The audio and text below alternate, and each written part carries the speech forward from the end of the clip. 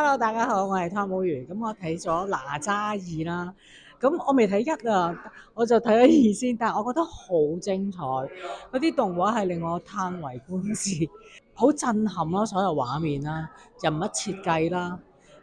個動畫啦、嗰啲塑造啊、個劇情啦，都好震撼咯。其實每一幕都好精彩，我覺得有一個係最好笑嘅就係要 scan 要 scan 嗰個QR code 啦，同埋佢嗰個面啦，佢 scan 唔到，因為佢俾人打中咗。嗱，劇透少少嚇，但係嗰度好好笑咯，係啦。我自己好中意睇動畫嘅，咁無論喺西方嗰啲一路落嚟嗰度啦，咁啊而家我睇到我哋中國啦個電影啦，無論電影或者係動畫啦，都係進步得好緊要，好快。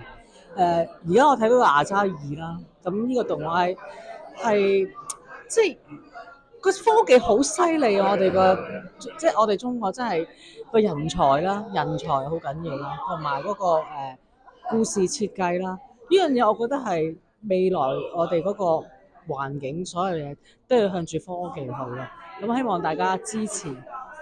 大家一定要入場支持哪吒二。